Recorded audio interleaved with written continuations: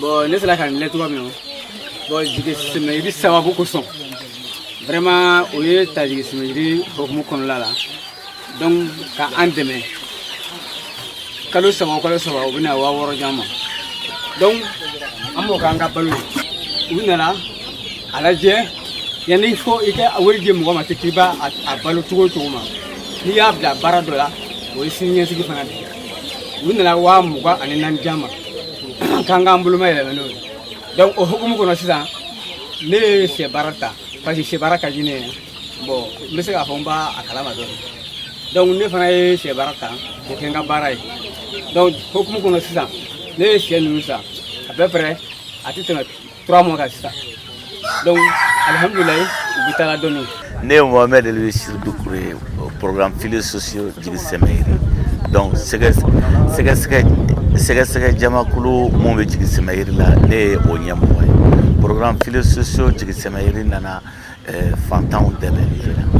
Bon, il y a objectif général et en a une activité génératrice de revenus, groupement de constituera une activité généralement tranche de 80 000 à 40 000 au début du mois. Wari sigiroma fla bolo folo e watani wore bolo flana e wa sigine o fla frali nyoka wa mwani kemenani. Donc nous jera ka uka wari do sheula n'a pas ko activité génératrice de revenus. Groupement voulons vlanyorona de kebilayano.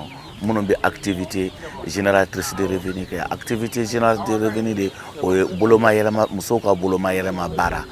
Donc d'autres taille bagamisemani nous taille chez d'autres taille petit périmètre irrigué d'autres taille ballon nafama dili bagamwa. Jigi Semeiri anana kana wari dikenga muguma bo wari dini fana sorla mun fe anye sege de ke folo commune kono kala je commune bi cugumi na commune bi cugumi ya nuka talike u ya la je folo ne ka commune kono dunga fa na sora sabatindo na masabati ani kene ya na sabatindo na masabati u ya sor ne ka mugo be o tamashen de be ka bo ne ka mugo ka o kama ne suwajira ka bo commune be kono ka ne ta folo o de fila afro de o kene de kanie bi o Jigi Semeiri aye minye ne ka commune kono mba don population fana ba don ambiro mina bi dunga fa bi ni ka sabati doni parce que wiye bara minke anyana parce que wiye wardi ke kalo saba wa woro bidi o wa woro utara sanani kono na o sanani kele o kele bi o be wa bi kono do ani wa worota moko kele o kele ka bawla banu la minke o klala tuguni ka kla kana laje ka fo nantara u kanga muni munke o kan deme pour que ambise ka bara doke o bara keli fana u ye wardo dino e wa mugan nanani ko di moko kele o kelema pour que ka se ka bara ke noy ka wuto fana na tuguni u kla kana bara were yirana min be se ko ke no ye di muso konomaw ani dembatigu ulu ka balo Jigi Semeiri ye war min do ne ka commune ko abita fo milliard kele ani damadama la bon donc mo foli di Jigi Semeiri ma. Ne tɔgɔ ye Aruna Jabate, ne ye conseil de cercle premier vice président ye. Ni y'a ye n ye yan bi maire banna k'a fɔ sisan an ka dɛmɛbaga jɛkulu n'o ye Jigi Semeiri ye. A tɛ Kebila dɔrɔn na, a bɛ Cɔngi, a bɛ Kajana, a bɛ Bugula. O la président du conseil ko n kana o foli di u ma. Bi ne bɛ kuma préfet tɔgɔ la, a ma sen ma se ka yan sɔrɔ. Kamanaba sen ma se ka yan sɔrɔ, a bɛ ci dɔw la, jamana ci don. A ko n ma ko n ka sen gɛlɛya cogo bɛɛ la. Hali ni ne tun kan ka na sa, mais ale tɔgɔ la ko ka foli kɛ Jigi Semeiri mɔgɔw ye. Jigi Semeiri, comme a tɔgɔ yɛrɛ b'a fɔ cogo min na, an Jigi Semeiri don. Kebila mara bɛ Jigi Semeiri don. Muso aw fana Jigi Semeiri don.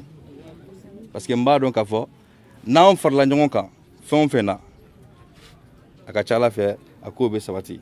Jamana ɲɛmɔgɔw ka hakilinaw ye bi.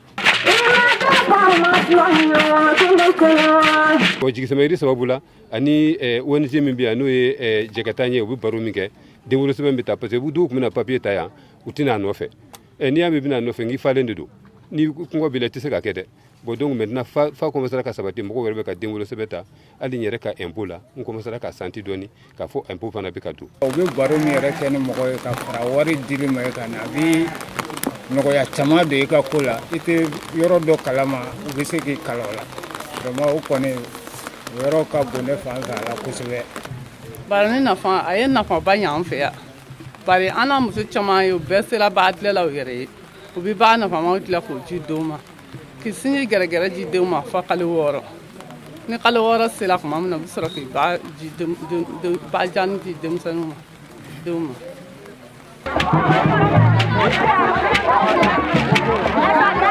ne kɔni ka hakilina la jigisɛmɛyɛri ka taabolo la o ye dɛmɛ min kɛ nin ye n'u ye dɛmɛ kɛ nin cogoya la ka taa bon i b'a ye ko caman bɛ yen mɔgɔw bɛ se o kɔrɔ. hali sigiyɔrɔ na n bɛ ka ɲini jigisɛmɛyiri fɛ pour que u ka dɛmɛ dɔɔni d'u ma parce que ɲɛ b'a la n ka dɔgɔtɔrɔso a bɛ ka fréquenter kosɛbɛ hali bi n bɛ ka ɲini jigisɛmɛyiri fɛ nata la tuguni u ka dɛmɛ wɛrɛ don an ma min tɛ nin ye.